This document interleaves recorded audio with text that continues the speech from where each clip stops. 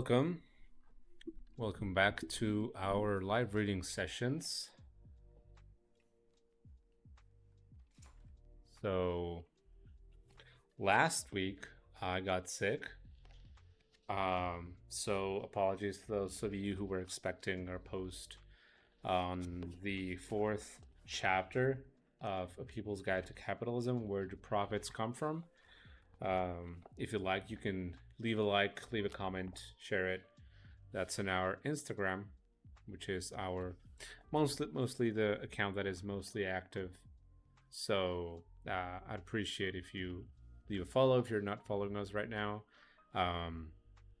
or share it with your friends if you think that our content might be interesting. But yeah, I got sick, and honestly, I thought it was COVID because it happened all of a sudden.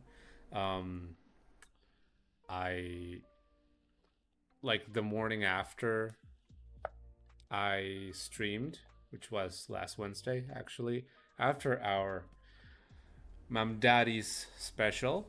Uh, I started to feel my throat really sore, but it was like at 3 a.m. when I woke up and just got really sore throat. Just really bad. I couldn't, you know, couldn't treat that. So, anyways, I took a few things and then it went down, the sore. Woke up in the morning and then it was there back again. So I decided that I would need to go back to the doctor and just have a medical appointment and see if there was anything else I could point me out to what the hell it was. And the doctor said that it was probably COVID because I traveled to Mexico City, as I said on Wednesday on our stream.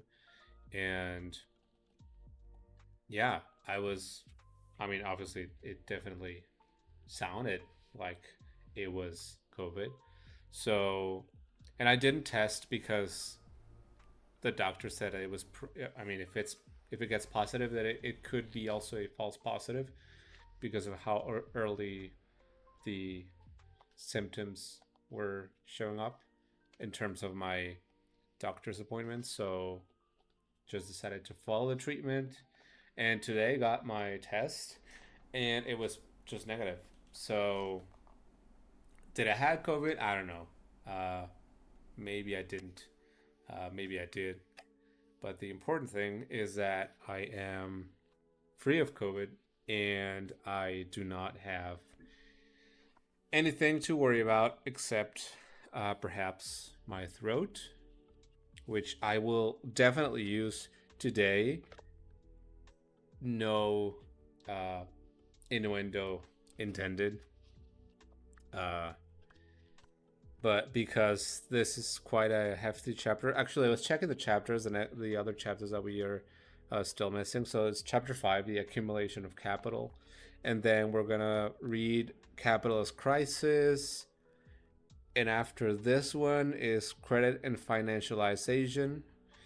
And that's pretty much it. It's like another additional 4 pages of like the conclusion, Capitalism's Gravediggers, and the afterword, the coronavirus crisis, which definitely would be interesting. It's just a couple of pages, that one, so it's super short.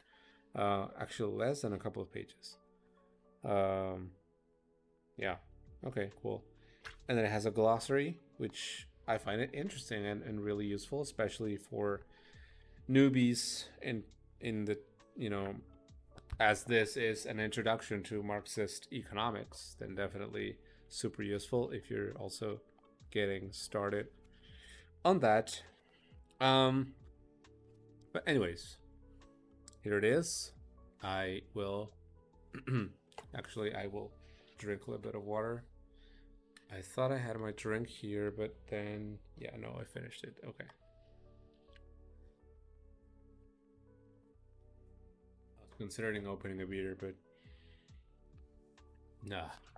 For live reading, it's gonna mess my throat up. Let me just share this in a couple of more groups. Sometimes I forget to share it. So the capitalist shares with the miser an absolute drive towards self enrichment. But what appears in the miser as the mania of an individual is in the capitalist the effect of social mechanism in which he is merely a cog. Compete or go bust. Um, Henry Ford might insist, as he continually did, wrote socialist novelist Upton Sinclair, that competition was wrong and that he did not believe in it. But the fact was that he was competing at every moment in his life and would continue to do so as long as he made motor cars. In 100 different plants scattered all over the United States, efforts were being made to beat him. In the long run, the successful ones would be those who contrived, by one method or another, to get the most out of $1's worth of labor. Competition is the beating heart of capitalism. It drives production forward and, as we'll see, fuels the dynamism of the system. Individual capitalists may fancy themselves as above the fray. They may want to position themselves as caring capitalists, or they may rise to heights in their industry that make them appear to be untouchable. But in the end, no capitalist can opt out of competing, and none is protected from upstart challenges. Vega, thank you for the subscription. I love you. Great. But in the end, no capitalist can opt out of competing, and none is protected from upstart challenges. Keep on keeping on. That's right.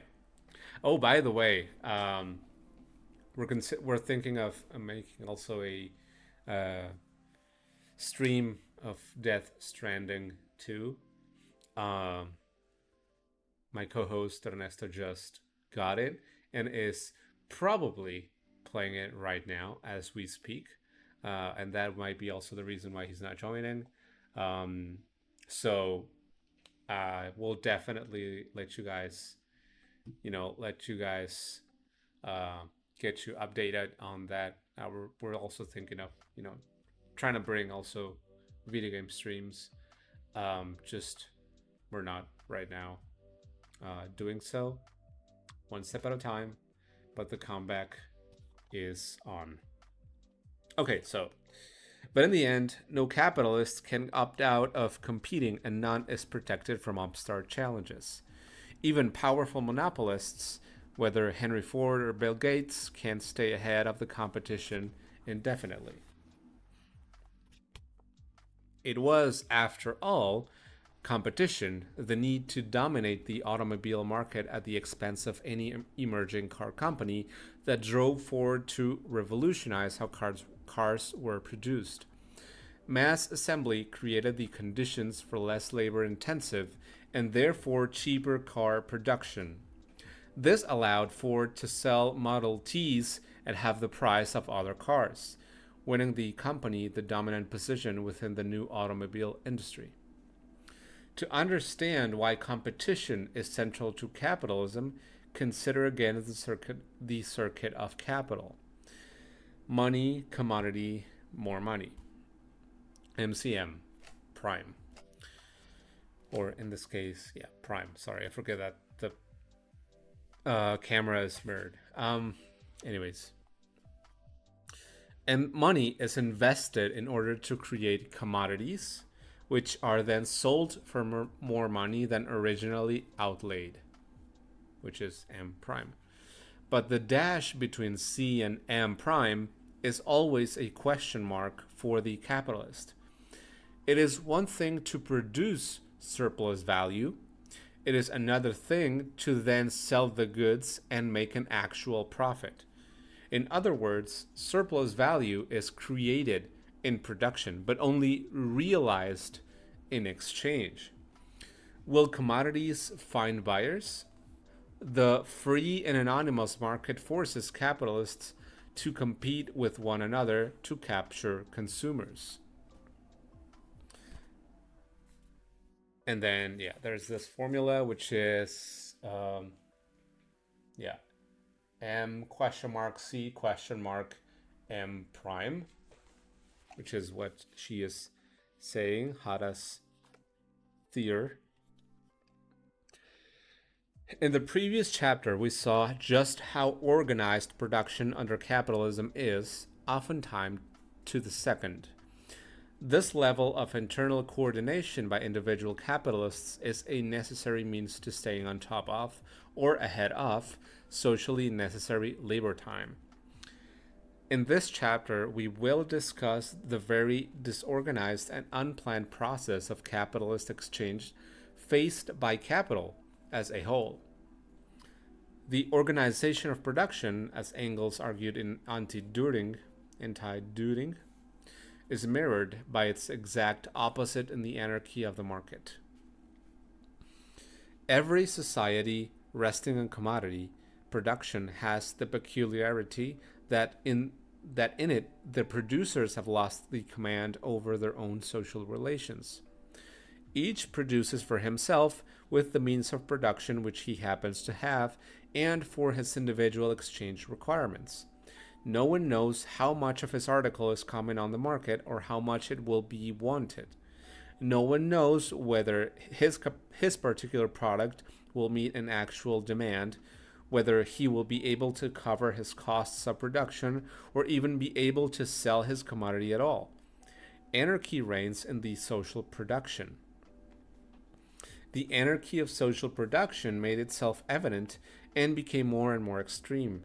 But the chief instrument with which the capitalistic method of production intensified this anarchy in social production was the exact opposite of anarchy, namely, the increasing organization of production on a social basis in each individual productive establishment.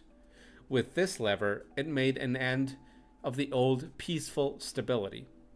Whether it was introduced in a branch of industry, it brooked no older method of production by its side. Wherever it took possession of handicraft, it annihilated the old handicraft. The field of labor became a battleground. So the contradiction between socialized production and capitalistic appropriation is reproduced as the antagonism between the organization of production in the single factory and the anarchy of production in society as a whole. As we unpack the workings of the market, doing so will shed light on why capitalists are obliged to accumulate ever more capital, invest in mechanization, and continually advance the forces of production. We'll see too the consequences of that accumulation, which gives rise on the one hand to inventiveness and technological vigor, and on the other hand to their counterparts, monopolies, companies that are too big to fail, and imperialist instability. Anarchy reigns. In the idealized version of capitalism touted by mainstream economics, everything that is produced is consumed, and capitalists reap the full benefit of their investments by selling the whole of their product. In reality, they must distribute their profits among a number of other capitalists. What's more, selling all or even most of their products is far from guaranteed. Each firm must compete for buyers within a market that they do not control. And even if they could control the market, they cannot control their competitors. If every industry were made up of just one company selling goods, then that business would only need to make sure that its commodities were useful to some group of people with the cash to purchase them. Instead, several and sometimes many more firms compete with each other to reach potential buyers. Each need to command ever greater market shares in order to survive. If they don't, Others will grow at their expense.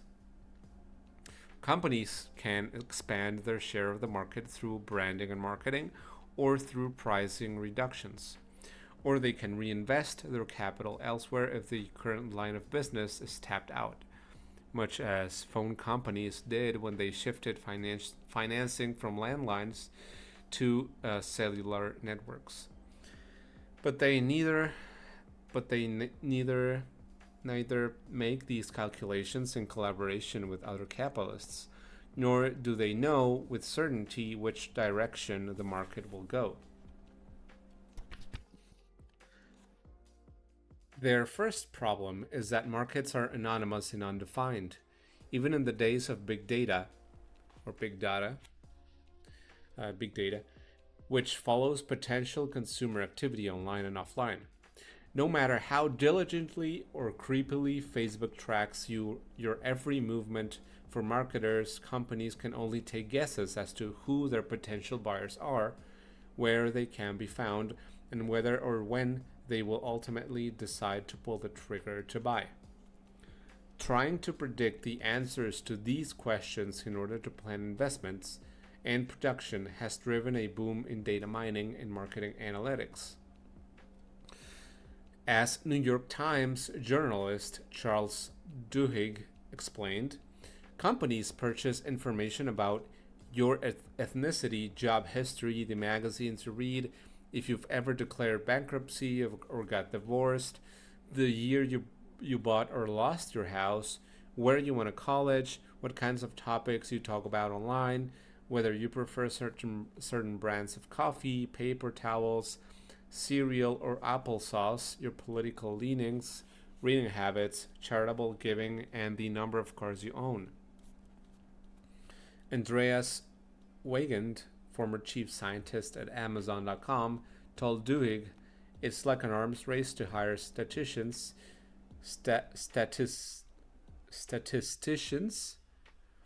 nowadays. Yet these and other tools of demand forecasting still do not offer a reliable means to predict the size and scope of a market. Second, no matter how hard analysts try to pin down the spending capacity of their consumer base, markets are constantly changing and their directions are unknown. They contract and expand, new ones are created, old ones collapse. Failing to predict or set terms of the market in a given industry can drive a once thriving company out of business. Automakers, for example, cannot be sure which types of cars will dominate in the coming years. All of them must constantly spend money on research and development of new systems, not knowing whether these investments will help them secure a leading position or will be money down the drain. As Toyota's chief executive complained, for the last 100 years, gasoline engineers have occupied the mainstream, but if you look forward 100 years, it will not be just gasoline, but diesel, electrics, plug-in hybrids, and fuel cell vehicles. We don't know which will be chosen, or perhaps the terrifying trend to self-driving cars will take off. Moreover, established car companies are looking over their shoulders at young upstarts like Tesla, which is spending billions of dollars on research and development to create mass marketable electric cars. By the way, this one, just a reminder, this one was written on, I think it's 2018, and this is the 2020 edition, which I think it does not have lots of changes except for the conclusion. I think the COVID uh, afterward. Yes. So at this moment, Elon Musk is not the clown that it is today. He is a clown, just not the way that we perceive him today, or we know that he is. Moreover, oh yeah, okay, Tesla investment, electric cars. If they succeed in automating manufacture to more cheaply produce, and therefore sell their cars, Tesla could go from obscure upstart to serious competitor in a new field. This is funny. Oh, oh, how wrong this was. Okay, third, each company sets the scope of production independently with little knowledge of what other firms are planning. In setting production quotas, each corporation's profit is the motive rather than the industry's overall economic health, let alone social need. The heads of major corporations don't sit together and discuss, okay, how many people we need our gadgets. So, who's going to make how many? Great, we have a plan. Even in cases where competitors engage in price collusion in order to team up for greater profits, this collaboration is between a band of hostile brothers, as Marx called the ruling class, and by necessity, any alliance eventually breaks down as the race for market share resumes. Rather than cooperating, every company angles for greater sales at the expense of the rivals. This competition keeps capitalism in a constant state of motion as businesses hustle to gain efficiencies and push out companies that are not keeping up. Technology must constantly be updated to make cheaper goods. This is why even a corporation like Apple, among the largest corporations in the world, with an estimated value of 1 trillion at the time of this book's writing, can't just coast to stay profitable. A look at any of Apple's products explains why. The iPod, iPhone, and iPad all came into the market as products that had not previously existed. Apple was able to effectively advertise these products and cultivate an audience of willing buyers, even at high prices. The first generation of iPods were $400 or $500, depending on the size of their drive. But in the case of each of these products, other competitors soon entered the market at lower prices, elbowing Apple out of market share and forcing the company to innovate its technologies to create faster, more efficient products at cheaper prices.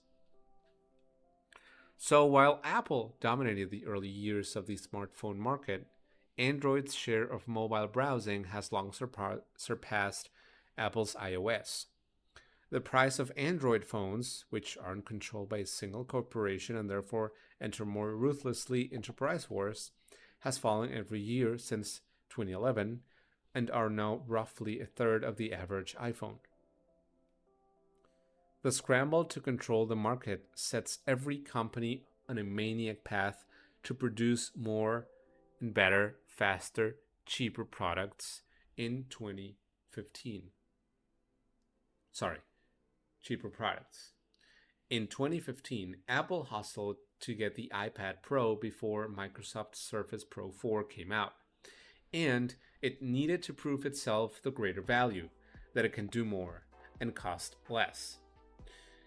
Of course, by the time you read this book, several newer lines of iPads will have competed with the latest lines of Surfaces or Kindle Fires or an as of yet unknown brand. I honestly don't know what the hell happened to the Surface laptops, so it's over for them, I guess. Though companies spend significant resources on branding and advertising to convince buyers that their products are best, the race to innovate is largely driven by the socially necessary labor time that it takes to create products. Every company must sell goods at or below the average market price. The more a company gains efficiencies in production by reducing labor time, the more cheaply they can sell their goods, and the more likely that they will capture buyers by underselling their competitors.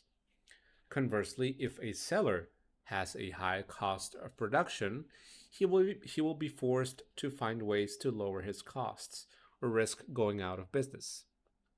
As Marx explained, the battle of competition is fought by the cheapening of commodities, that is, reducing their value through a reduction in labor time. Automation allows a company to generate as much or more revenue with fewer workers. This is precisely what Henry Ford did by introducing the moving assembly line. Capitalists are constantly looking to reduce the number of workers they need to employ by greater use of technology, though these changes may have more or less revolutionary effects than Ford's assembly line. In recent years, for instance, healthcare providers for the aging have begun to rely on telehealth and patient monitoring technologies to reduce costs of administering care and of sending doctors or nurses to people's homes. Demand for patient monitoring systems, which allow agencies to cut back on the number of hours aides must spend with older adults living at home, has grown dramatically in recent years. Sensors can be placed around the home, wrote Information Week reporter Alison Diana, on doors and windows, as well as in appliances and on the patient. They alert caregivers if the senior misses a meal, doesn't get out of bed, or falls. They can even tell the caregiver if their patient has left the water running too long. Each company must, at minimum, have enough technological capability to manufacture widgets or deliver healthcare services as quickly as its competitors do. At best, it will innovate before its rivals do, thus reducing the cost of production and the share and the prices of its goods. Markdown prices then translate into greater market share, a higher profit margin, and a dominant position in the industry. The scramble to reduce the cost of production forces capitalists to ceaselessly advance the instruments of production, or be left behind, as Marx and Engels vividly described in the pages of the Communist Manifesto. The bourgeoisie cannot exist without constantly revolutionizing the instruments of production, and thereby the relations of production, and with them the whole relations of society. Conservation of the old modes of production in an unaltered form was, on the contrary, the first condition of existence for all earlier industrial classes. Constant revolutionizing of production, uninterrupted disturbance of all social conditions, everlasting uncertainty and agitation distinguish the bourgeois epoch from all earlier ones. All fixed, fast frozen relations, with their train of ancient and venerable prejudices and opinions, are swept away. All new formed ones become antiquated before they can ossify. All that is solid melts into air, all that is holy is profaned, and man is at last compelled to face with sober senses his real conditions of life and his relations with his kind.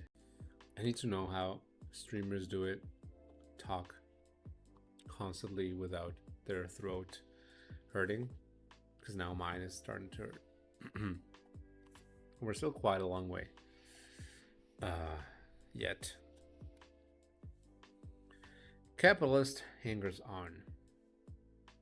Capitalists must distribute their profits among a number of other capitalists before reinvesting the rest into the next round of production. Let's say you're in the business of making action figures. Your initial output of M, money, 10,000, is split into a few components. Materials such as rubber, acrylic paints, glue, and so on. 2, the sculpting tools and assembly machinery. And 3, labor costs for the designers, engineers, assemblers, and marketers. As we discussed in the previous chapter, the first 2 components are constant capital. The plastic and other materials pass on their complete value into the final product, while the machinery and tools pass on their value piecemeal through the wear and tear of their use. The final component, labor power, is variable capital and reproduces itself, and additionally a surplus value. At the end of the production cycle, the action figures sold for a total of $15,000. The increased profit reflects the added value of labor that went into converting raw materials into a new product. Within this total, 10,000 replaces the initial investment, but the last 5,000 doesn't all go back to you as extra profit. Presumably, if some or all of the initial outlay of $10,000 was borrowed, either from a bank or in the form of stocks or other means, at least some of the extra 5,000 will then pay back the interest on those loans or dividends to shareholders. Other sections of the profits are disbursed to cover real estate costs in the form of rent to a landlord or as a mortgage payment to a bank. In addition, a part of the surplus goes to the state through taxes. In this way, the exploitation of workers must support not only the capitalists that directly employ them, but a whole string of other hangers-on. A capitalist producing action figures is a productive capitalist, because workers employed by him are producing commodities and surplus value. Other sections of the capitalist class, the unproductive capitalists, don't directly engage in the production of surplus value, but nonetheless play significant roles in allowing surplus value to be created. Finance capitalists, for instance, play the role of taking surplus value realized in one part of the system and deploying it to another through loans or direct investments. The financial system will be discussed further in Chapter 7. States create the conditions that allow for production to happen smoothly. Police to protect private property, infrastructure that allows for ease of transporting commodities, trade laws that favor domestic business, etc. And landlords manage properties, in some cases indirectly, contributing value to production. Take, for example, Chicago, where there is a high concentration of warehouses stemming from the city's geographic centrality. The ability of companies to stock their goods in these warehouses is central to their ability to then deploy and sell them. All of these processes facilitate the creation and realization of surplus value, though none produce surplus value in and of themselves. Moses and the Prophets. Sounds like a 50s swing band. The disciplining force of socially necessary labor time propels capitalists to constantly accumulate. That is, to transform surplus value into further capital. Sorry. It isn't the case that each capitalist wants to make a greater profit than his neighbor, so that he'll feel himself a bigger man. Nor is the drive for profit driven by his insatiable thirst for more luxuries. Rather, he desperately needs to accumulate more capital in order to get hold of the latest, most efficient, labor-saving automation. The bigger the profit of an individual capitalist, the more quickly he'll be able to invest in these technologies ahead of his competitors. In the words of Dell Computers founder and CEO Michael Dell, corporations must grow or die. As Engels explained, we have seen that the perfectibility of modern machinery, developed to the highest degree, becomes transformed by means of the anarchy of production in society into a compulsory law for the individual industrial capitalist, constantly to improve his machinery, constantly to increase his productive power. The bare factual possibility of extending his sphere of production becomes transformed for him into a similar compulsory law. The enormous expansive force of modern industry, in comparison with which that of gases is veritable child's play, appears now before our eyes as a qualitative and quantitative need to expand which laughs all resistance. In the auto industry, for instance, the average time between redesigns of new models is 5 years. Automobile technology for electric motors, multi-speed automatic transmissions, battery power, and engine power is continually updated to provide more car for your money. If a car company comes out with a new vehicle that does not significantly improve upon older models, it will spend those years between redesigns losing market share until it can produce a new model. Marx therefore made the point that it is not enough to generate surplus value, it must be reinvested. The part of surplus value that is consumed by capitalists themselves is revenue, while the part that is employed as capital is accumulated. If bosses merely spent their profits in luxuries, production would not expand, and capitalists would not have the means to innovate. What does this surplus product consist of? Asked Marx. Only of things destined to satisfy the needs and desires of the capitalist class, things which consequently enter into the consumption fund of the capitalists. If that were all, the cup of surplus value would be drained into the very dregs, and nothing but simple reproduction would ever take place. Of course, the ruling class does spend an exorbitant amount of money on themselves. Millions of dollars that pour into mansions, yachts, parties, watches, art, and all manner of sundry luxuries. Venture capitalist Mark Bell recently put his Boca Raton mansion up for sale for nearly $25 million, so he could move into larger digs in Miami.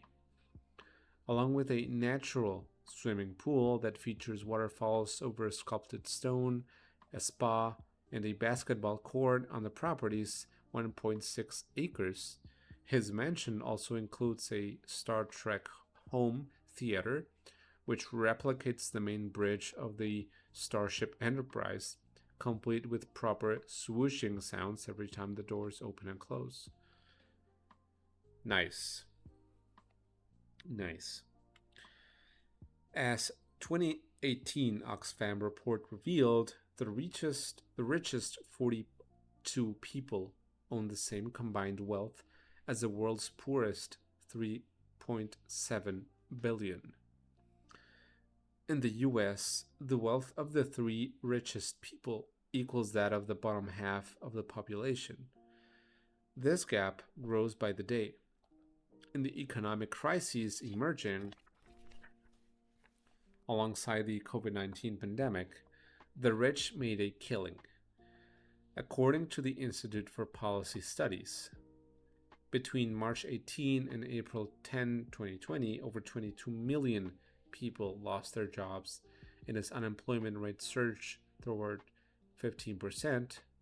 Over the same 3 weeks, U.S. billionaire wealth increased by $282 billion, an almost 10% gain. Yet, despite their preposterous lifestyles and the barbarity of the growing inequality between rich and poor, capitalists, too, are like gold-studded cogs in the wheels of the system. As Marx explained, competition subordinates every individual capitalist to the immanent laws of capitalist production as external and coercive laws. It compels him to keep extending his capital so as to preserve it, and he can only extend it by means of progressive accumulation. If Ford had contented himself with blowing the profits from the first series of Model Ts on a fancy vacation, rather than investing in new technologies, another company would have been first to innovate car production. Ford would have become a footnote in the history of U.S. capitalism.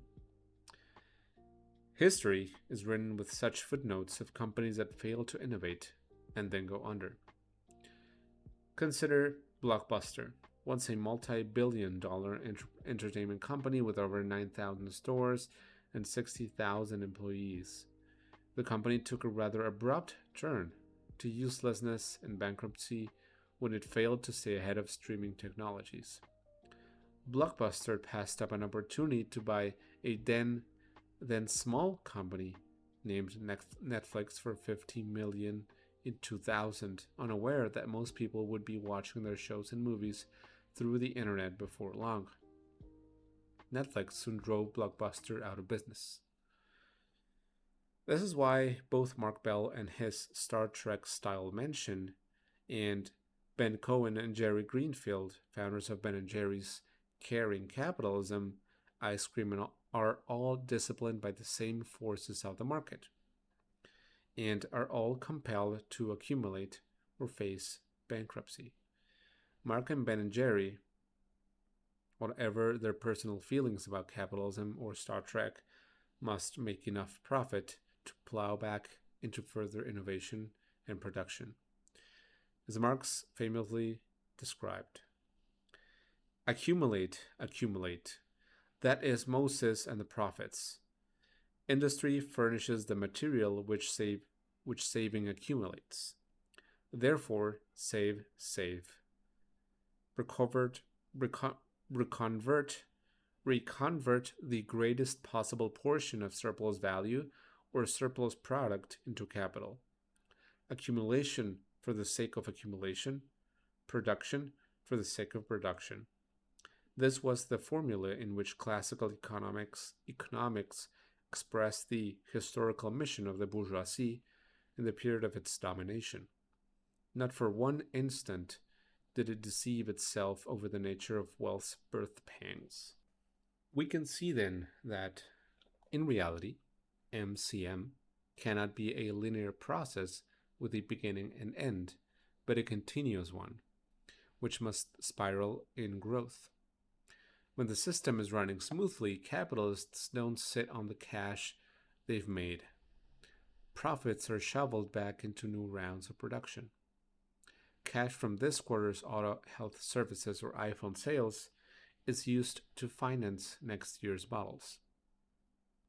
Each round of production thus proceeds from a more advanced position than the last, built on the larger amount of money generated by the previous cycle.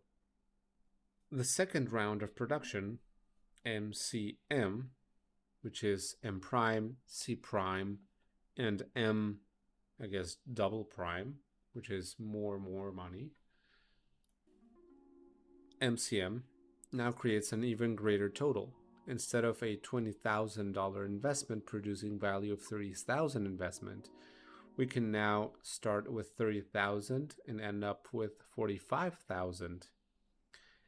MCM prime is really MCM prime, C prime, M prime prime, C prime prime, M prime prime prime, and so on, in perpetuity. As Marx wrote, looked at concretely, accumulation can be resolved into the production of capital on a progressively increasing scale. The cycle of simple reproduction alters its form and, to use Sismondi's expression, changes into a spiral. The spiraling buildup of wealth brings us back to the definition of capital as a self-expansion of value. On an individual basis, each capitalist is compelled to expand profits and investments or face insolvency. On a system-wide basis, this translates to an economy that must grow without bounds. As David Harvey explained, just read the press reports on the state of the economy every day, and what are people talking about all the time? Growth. Where the growth? How are we going to grow? Slow growth defines a recession, and negative growth a depression. 1 or 2% growth, compounded, is not enough. We need at least 3, and only when we reach 4% is the economy deemed to be healthy. MCM prime sexo. That is correct. That M MCM sexo, and then repeat that, but then at infinitum, which will produce you more sex, more money. Um, yeah. Anyways, I was just reading the chat. Let me get more water because my throat is asking for it. And yeah, if you have any advice on how should I, as a streamer, treat my throat, I would be appreciative of that. I'll be right back. I don't know why it's just not playing music. Just change it again to a shorter one. The previous playlist was like 24 hours. This one is 2 hours, 3 hours. Okay, be right back. Now we're going to read another sidebar, which is called Capitalists Grow or Die. For capitalists to increase their market share, they must lower prices. And in order to lower prices, they need to invest in labor-saving, cost-cutting technologies, which allow them to produce goods more cheaply than their competitors. There may be some cases where when a corporation may drop their prices despite not lowering the cost of production, and thus take a temporary hit on the rate of profit for the sake of gaining greater market share. This may be a tempting strategy during periods of recession when markets are saturated with goods that no one is able to buy. A company that is able to lower their prices can force their competitors to pay the consequences of unsold products. Retail companies call this strategy being a loss leader. They sell a popular good or service below value in order to get people in the door. Then they hope to make up for it by selling other goods or selling at a higher price once they drive their competitors out of the market. This, by the way, is I don't know if she's I don't see that she's mentioning Amazon, but that's exactly what Amazon Basics do. So they identify certain products that are sold by other people that literally use their platform to sell their own products, and then try to make those at a loss. And the moment that the competitor just can't lower their price, and they're out of the competition, then they drive their prices up. In early 2000s, while the United States was going through a mild recession, Dell Computers dealt with diminishing sales of personal computers by dropping their prices below the average selling value. Their strategy was to take a temporary loss to their profit margins in order to sell more computers and grab more market share at the expense of their competitors. Indeed, Dell was able to take advantage of the moment to rise from the number 2 PC maker in the US to number 1 and stay there for several years. But ultimately, this strategy has to work in tandem with a longer-term strategy to reduce the cost of production. Lower profit margins are not sustainable for any corporation, particularly in the fast-changing computer industry. As soon as another PC maker invests in new labor-saving technology, they will be able to produce faster, better, and cheaper computers. Dell's key strategy for years had been to lead the charge in developing lean, low-cost production processes. Since the 1990s, Dell used just in time manufacturing methods that rely on maintaining only days' worth, and in some cases hours' worth, of inventory, keeping warehouse and delivery costs low and avoiding the risks and price tag involved with holding on to a backlog of computer parts. This method itself required the investment in extensive web based collaborative technologies, which could keep factory managers assessing their inventory by the hour to avoid stoppages in production. To further reduce costs, Dell invested the new in their then new Topfer Manufacturing Center factory in Austin, Texas, where they increased production by a third while cutting manufacturing space in half. As Forbes described it, workers already sculled about in the 200,000 square foot plant like ants in a hot plate. Gathered in cramped six-person cells, they assemble computers from batches of parts that arrive via computer-directed conveyor system overhead. Workers in the six-person cells now assemble 18 units an hour, double the pace of a couple of years ago. In part, the drive toward increased productivity comes down to good old-fashioned methods of increasing the rate of exploitation. The teams of workers that fill each cell compete with each other to see which line can churn computers out the fastest. In a blur of synchronized movements, wrote Bill Breen for Fast Company, a veteran builder can piece together a Dell in 3 minutes. One story that made its rounds at Topfer Factory was about a day that CEO and founder Michael Dell himself toured the factory.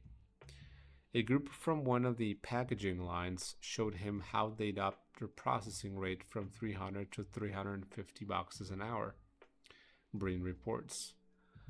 Michael congratulated them and there were high fives all around. But then he issued a challenge. How can we improve to 400? And yet, notwithstanding Michael Dell's implorations, workers can only be driven so far. Ultimately, it is investment in labor-saving technology that can make lasting and qualitative leaps in the speed of turnout. To be sure, the main focus of Dell executives reported maniacal focus on shaving minutes off assembly line was in reducing the time needed for human intervention, which is workers' labor on the factory floor. Innovations in hydraulic tools, conveyor belts, tracks, and box packing robots reportedly decreased the time that workers were involved in production by half. Ultimately, further innovations in the computer industry have rendered personal computers close to obsolete as laptops, tablets, and even smartphones replace their functions. Thus, in 2008, in the midst of both a recession and a long-term decline of PCs, Dell's much-touted Topfer plant was closed, showing its 800 fast and efficient workers the company's gratitude with pink slips. One capitalist kills many. Evidence abounds of capitalism's fantastical growth, which has led to corporation of colossal size, along with the accumulation of vast wealth into few hands.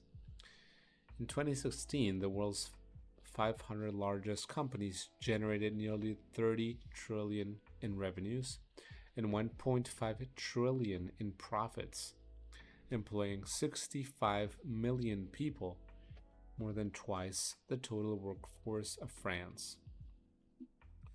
These 500 companies generated 8 times the amount of revenue as Germany's GDP and 12 times the combined GDPs of their entire African continent. We noted earlier that Apple was the first company to cross the 1 trillion threshold of net worth. Compare that to the size of US Steel, the largest American corporation 100 years ago, which was then valued at less than than $50 billion adjusted for inflation. As we'll see, the size of these corporate giants affords them all sorts of benefits, which increase their competitive edge. Large companies have tremendous power in determining pace, pricing, and the establishment of new markets for the industries that they dominate. Marx identified two key dynamics involved in this scaling up of enterprises: concentration and centralization. Concentration of capital is the process of an enterprise growing through time by way of accumulation, the spiraling circuit of capital previously illustrated. He explained, every individual capital is a larger or smaller concentration of means of production, with a corresponding command over a larger or smaller army of workers. Every accumulation becomes the means of new accumulation. With the increasing mass of wealth, which functions as capital, accumulation increases the concentration of what wealth in the hands of individual capitalists, and thereby widens the basis of production on a large scale and extends the specifically capitalist methods of production. That is to say, each round of production leaves the capitalist with the ability to invest more in the next cycle. Concentration of capital is thus a historical process, as surplus value accrues over time. Bourgeois economists refer to concentration as organic growth. Of course, organic makes it sound very pleasant and benign, but as we've seen, growth is propelled through exploitation and the theft of our labor.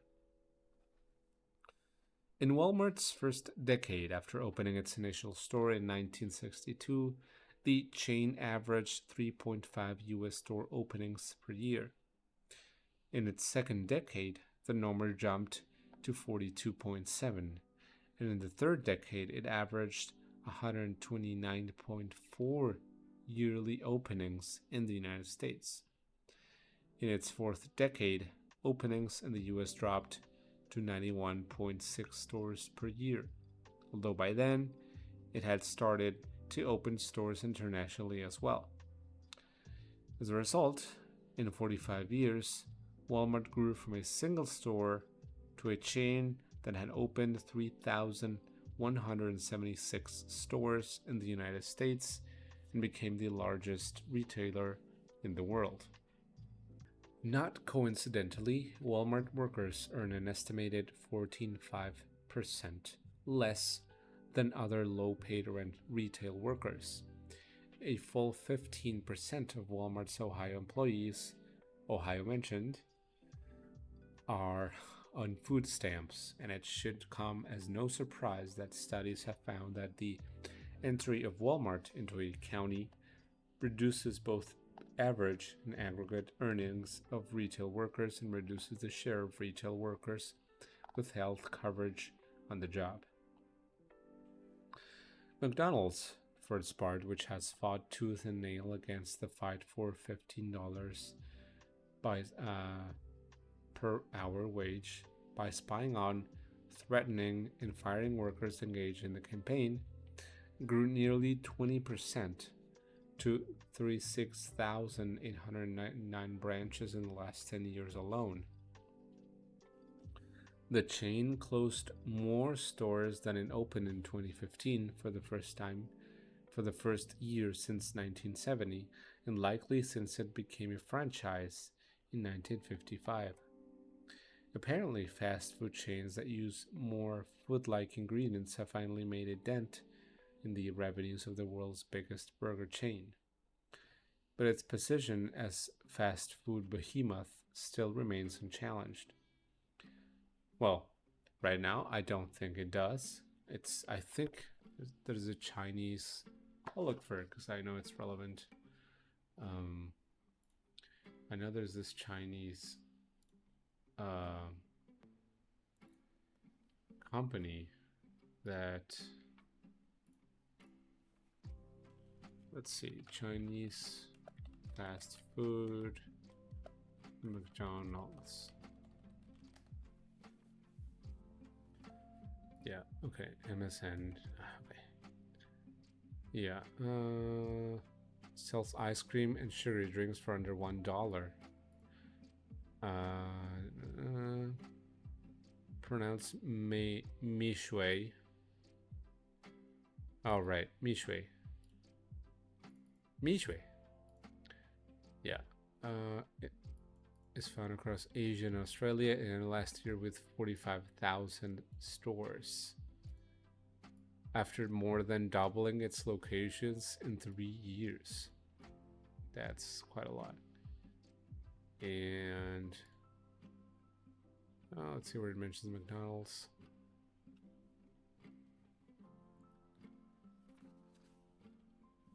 Okay, Snow King is the equivalent of Ronald McDonald and Colonel Sanders. Yeah, I mean, they're mostly in China, but yeah. Anyways, that was interesting to know.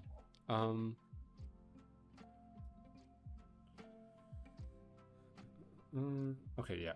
Similar patterns can be observed among many of the corporate titans that dominate the economic landscape. Such growth is accelerated by credit and financial structures, which provide a variety of mechanisms for capitalists to pool investments from financiers in order to advance a greater amount of capital and accumulate further profits. The stock and bond markets, which we'll discuss in Chapter 7, are collectively called capital markets. The sale of stock raises a large amount of cash from stakeholders who then own fractions of the company and its future profits. Companies can also raise capital by selling bonds. The bonds are a form of debt, which can be issued at set interest rates for a certain number of years. Global capital markets are worth hundreds of trillions of dollars, and their rise has vastly accelerated the process of concentration under capitalism. The centralization of capital, meanwhile, is the process through which industries come to be dominated by fewer and larger enterprises through consolidation. Centralization does not mean that simple concentration of the means of production and of the command over labor, which is identical with accumulation, Marx explained. Rather, it is concentration of capitals already formed, destruction of their individual independence, expropriation of capitalists by capitalists, transformation of many small into few large capitals. This process differs from the first one in this respect, that it only presupposes a change in the distribution of already available and already functioning capital. Its field of action is therefore not limited by the absolute growth of social wealth, or in other words, by the absolute limits of accumulation. Capital grows to a huge mass in a single hand in one place, because it has been lost by many in another place. This is centralization proper, as distinct from accumulation and concentration. The end result is a further concentration of capital, but rather than coming about through the creation of new capital, already existing capital shifts hands through debts, mergers, acquisitions, and cutthroat competition. Companies that don't make it face bankruptcy and can then be bought up on the cheap by their more solvent rivals.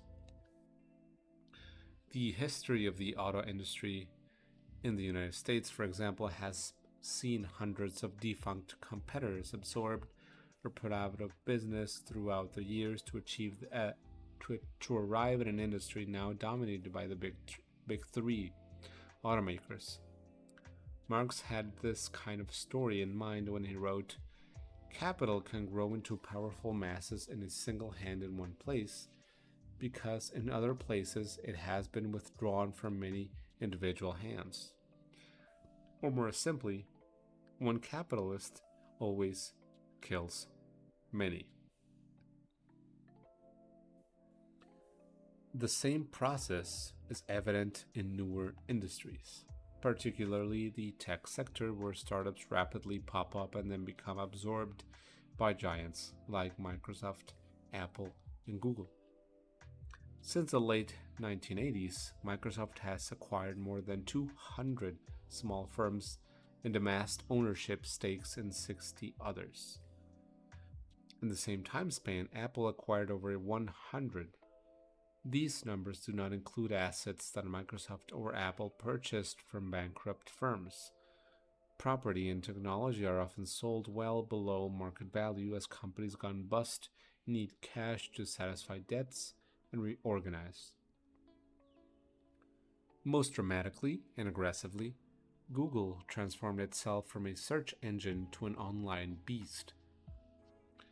Between 2001 and 2019, the firm completed more than 200 acquisitions, mostly of small software firms. It now clocks in an average of one acquisition a week and controls about 3/4 of the market for digital search ads. Acquisitions have been used or integrated into services such as Google Groups, Blogger, Picasa, Google Maps, and the Android operating system, Google Docs, YouTube, and a myriad of other products, which puts Google at the center of almost anything you do online.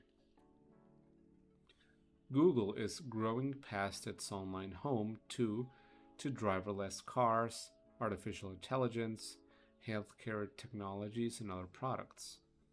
In 2013, Google bought Waze, the navigation app with real-time transportation information, for $1.1 billion. Was this a necessary technological innovation to Google Maps? In fact, they have yet to integrate most of Waze's technology into Google Maps. More likely, as with many acquisitions, it has more to do with strategic positioning in the market. That is, make sure that you have no competitors who may pose a greater threat down the road. It is the same principle that spawns several Starbucks stores on one block. There used to be one block in downtown Manhattan where you could sit in one Starbucks, sip your macchiato, and look out at two more. How many more customers could Starbucks possibly hope to attract with 3 different identical cafes, facing each other on the same street? But after Starbucks bought out the competition of the smaller independent coffee shops, they eventually sold off that property to other investors. Starbucks would rather lose money on a redundant store than have people walking around town holding cups that advertise another coffee shop. The number of mergers and acquisitions has hit a fever pitch in recent years. In 2018, companies announced approximately 50,000 transactions with a total value of $3.8 trillion. Both the number of mergers and acquisitions and their values have set records in the last few years. America's already huge corporations are combining like nobody's business. Harold Meyerson wrote for the American Prospect and the Washington Post. In recent months, Walgreens bought Rite Aid, uniting 2 of the nation's 3 largest drugstore chains. In Beerland, Molson Coors is buying Miller, a mega health insurers. Aetna and Anthem, respectively, bought mega health insurers Humana and Cigna. Heinz bought Kraft. Good news for those who take ketchup with their cheese. And American Airlines completed its absorption of U.S. Airways, reducing the number of major U.S. airlines to 4, which now control 70% of the air travel market. On Wall Street, The five biggest commercial banks hold nearly half of the nation's bank assets. In 1990, the five biggest held just 10%. As it does for the process of concentration, credit works as a powerful lever for centralization. First, a means by which companies and other investors can pool capital. Second, companies often borrow massive amounts in order to buy out their competitors, or bring smaller companies and investors feared slowing growth, leading to a surge of debt-fueled acquisitions in the quest for more revenue. Large companies with good banking relationships, explained the Financial Times, can spend heavily overseas as a way to diversify away from their dwindling earnings at home. As Marx wrote, in its first stages, the credit system furtively creeps in as the humble assistant of accumulation, drawing into the hands of individual or associated capitalists by invisible threads of the money resources, which lie scattered in larger or smaller amounts over the surface of society.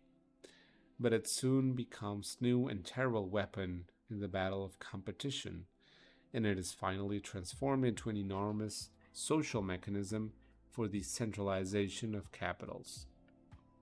Thus, credit is first a tool for the simple concentration of capital, but is then wielded by those large companies that have greatest access to it as a means to bludgeon their weaker competitors. Concentration and centralization are not merely byproducts of accumulation or the organic growth of companies gaining compound profits. Centralization, aided by credit and financial structures, transforms the speed and scale at which the economic landscape is revolutionized in the twinkling of an eye. Marx's eloquent description of this process is worth quoting at length. Centralization supplements the work of accumulation by enabling industrial capitalists to extend the scale of their operations. Whether this latter result is the consequence of accumulation or centralization, whether centralization is accompanied by the violent method of annexation, where certain capitals become such preponderant centers of attraction for others that they shatter the individual cohesion of the latter and then draw the separate fragments to themselves, or whether the fusion of a number of capitals already formed or in the process of formation takes place by the smoother process of organizing joint stock companies. The economic effect remains the same. Everywhere, the increased scale of industrial establishments is the starting point for a more comprehensive organization of the collective labor of many people, for a broader development of their material motive forces, i.e., for the progressive transformation of isolated processes of production carried on by customary methods into socially combined and scientifically arranged processes of production. But accumulation, the gradual increase of capital by reproduction as it passes from the circular to the spiral form, is clearly a very slow procedure compared with centralization, which needs only to change the quantitative groupings of the constituent parts of social capital. The world would still be without railways if it had to wait until accumulation had got a few individual capitals far enough to be adequate for the construction of railway. Centralization, however, accomplished this in the twinkling of an eye. Marx is making the point that large corporations can most easily cheapen the cost of production and therefore the cost of goods. For this reason, the minimum capital for running a business at all increases over time. There are several reasons why the size afforded to corporate giants allows them to put a greater distance between themselves and their competitors.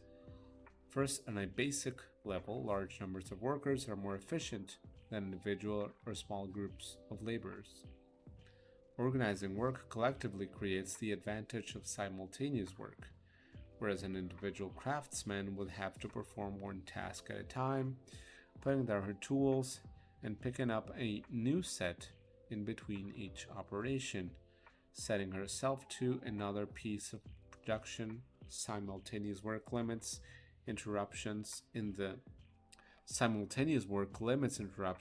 labor process, as Marx explained with one example. 12 masons in their collective working day of 144 hours make much more progress with the building than one mason could make working for 12 days or 144 hours. The reason for this is that a body of men working together have hands and eyes both in front of and behind and can be said to be a certain extent omnipresent. The various parts of the product come to fruition simultaneously. In a factory setting, one of the best known examples of the revolutionary impact of simultaneous work is that of automobile production. Cars, we saw, became popular consumer commodities once they could be mass produced and therefore sold more cheaply. A single worker could build a car. It might take days or even weeks. It could be done, but when work is collectivized, cars can be produced in minutes. Thus, at the start of the 20th century, auto production shifted away from a system in which a group of workmen, overseen by a skilled craftsman, built the automobile at a stationary site. Every piece of the car was brought in, welded, assembled, installed, painted, and so on. Needless to say, this was an incredibly time-consuming process. Each coat of paint took upwards of 12 hours to dry. A great deal of running back and forth to piece together the car was involved. So much so that in many cases several workers were dedicated exclusively to retrieving parts. And every person involved in assembling the car had to learn and remember dozens of tasks and every component part.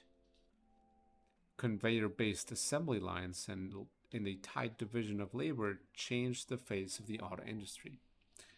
By 1920, 85% of auto workers were unskilled or semi-skilled workers, and within a few years, production time necessary to produce the Ford Model T went down from 12 hours per car to 90 minutes per car. Cars were therefore much easier to produce in greater numbers and low cost, and sales shot up from the thousands to the millions within a matter of years. Along with collectivization of labor, the exploited workforce has to be effectively supervised for maximum efficiency. There is no greater danger to efficiency than a large, alienated group of workers laboring together. Their interests naturally lead to sabotage, slowdowns, or heaven forbid organizing efforts. The market treats workers as individuals, necessary inputs for production, and, as was discussed in a previous chapter, reduces our mental and physical capabilities to the barest and most alienated forms. But once in the workplace, workers are thrown together into similar conditions and often in close enough proximity to each other that we can organize. As business historian Norman Grass wrote in Industrial Evolution, it was purely for the purposes of discipline so that the workers could be effectively controlled under the supervision of the foreman. Under one roof, or within a narrow compass, they could be started to work at sunrise and kept going till sunset, bearing periods of rest and refreshment. And under punitive loss of all employment, they could be kept going almost all throughout the year. Second, larger companies develop what mainstream economists call economies of scale. Cost advantages gained through operational efficiencies and economic leverages. As output grows, the average cost of producing each unit falls. How does this work? Once a company pays for factory or office space, for storage, and for delivery and transportation costs, the difference between producing 10 times the amount of goods does not result in 10 times the cost and inputs, since the core expenses have already been paid for in the main. An article in The Economist laid out the following example. It might cost $3,000 to produce 100 copies of a magazine, but only $4,000 to produce 1,000 copies. The average cost in this case has fallen from $30 to $4 a copy because the main elements of cost in producing a magazine, editorial and design, are unrelated to the number of magazines produced. Similarly, if you were to build a factory with 10 times the productive capacity, the additional electric wiring and piping would not require a significant amount of additional labor or materials. Or if you were to ship 1,000 books, this would not be 10 times more expensive as shipping 100, since the operating crew size for ships and planes does not increase in proportion to the capacity. Some costs, like advertising, don't increase at all no matter how many units of a good are being advertised. A billboard on the highway or an ad on the subway costs the same for a small or large company. Costs also drop as production scales up because large technological investments are spread out over a greater number of units of output. A printing company must invest in high-grade printers for fast, high-quality printing, but a printing company that produces 10,000 pages a day will recoup the cost of these printers much more slowly than one that produces 1 million pages.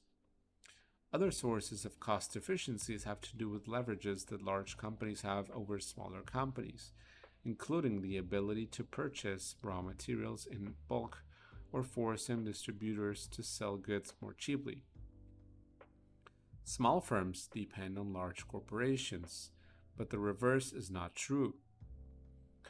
Walmart is notorious for ruthlessly driving down prices with its suppliers in efforts to lower costs, but its distribution reach is unparalleled. Walmart's more than 60,000 suppliers have no choice but to play ball, even if it means minimal profits in return. For this, actually, I recommend, there's a documentary that I had to watch for my seminar of design, which is called, let me again share you guys the, cool. Yeah, so it's called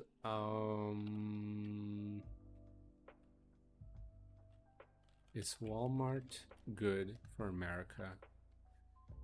Yeah, this is the one that I was talking about. PBS documentary, and they actually interview a few of the executives. Yeah, there is in the chat. A few of the executives involved in the negotiations, quote unquote, because they're not really negotiations. It's just Walmart doing their shit to small businesses and saying, you know, we don't care. So this is Basically, Walmart was the market, literally, for them. So they had to play by their regulations, uh, quote unquote. But yeah, definitely recommend that if you can watch it. Um, was I in this other page? Yeah. Okay. A final aspect of economies of scale lies with corporate access to credit. Obtaining lower interest rates from banks and having the ability to utilize a range of financial instruments affords economic advantages. Bigger companies can more easily secure credit to drive investments and expansion, and then carry great amounts of debt for long periods of time, taking advantage of low interest rates. They can also circumvent banks along altogether through bond markets. A paper from the Federal Reserve Bank of New York explained small firms tend to rely more on credit obtained through intermediaries such as banks, which incur in greater fees, while larger firms have more varied sources of financing, such as direct credit, including the issuance of equity, corporate bonds, and commercial paper. Third, during periods of shrinking markets, large companies can more easily weather the storm and even find opportunities to make gains at the expense of smaller, weaker companies going bust.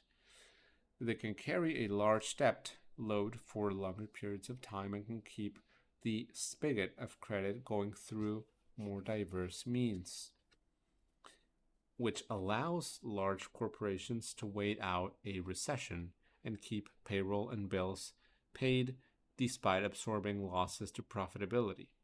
This is why, as the Financial Times noted, the crises of U.S. oil companies between 2014 and 2016, brought about by a precipitous drop in prices impacted some more than others. Some companies, though, are more stressed than others.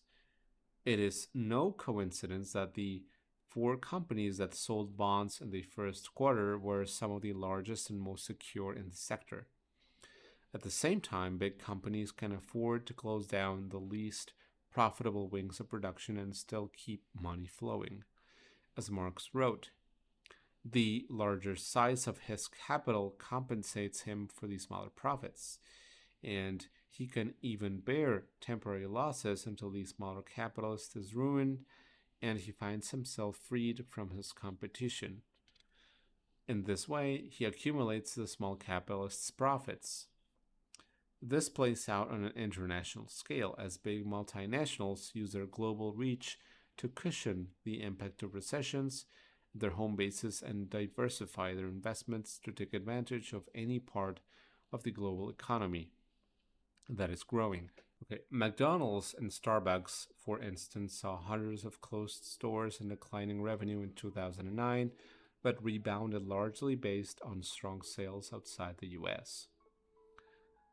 Large size will also afford these companies the option of offering customers discounts and bargains, securing whatever remains of a recession's shrinking consumer base, and driving smaller companies out of the market altogether.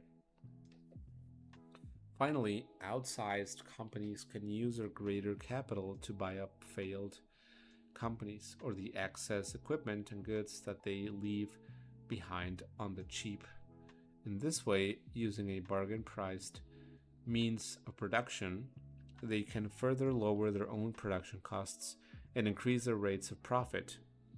Thus, capitalism's crises often destroy smaller businesses and further strengthen larger players.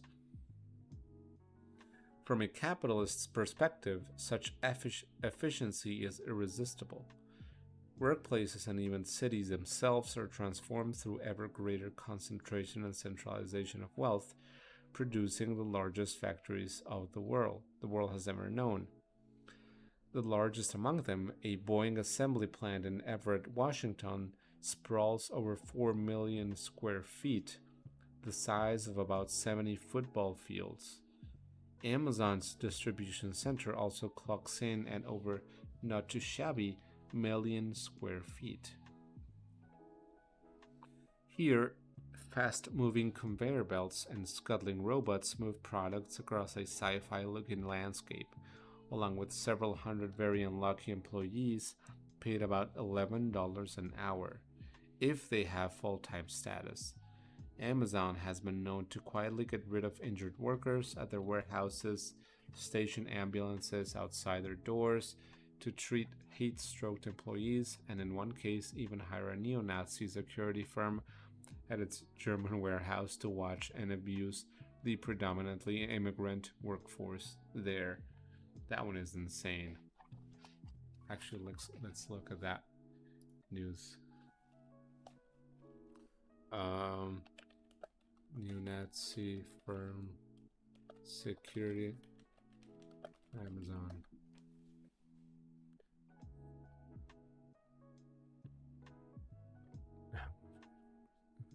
Yeah, let's see the Independent.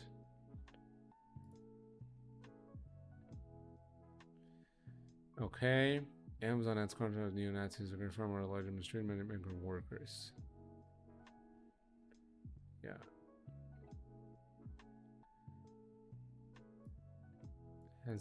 Hensel European Security Services was accused of harassing seasonal workers as well as wearing clothes linked to Germany's neo-Nazi scene.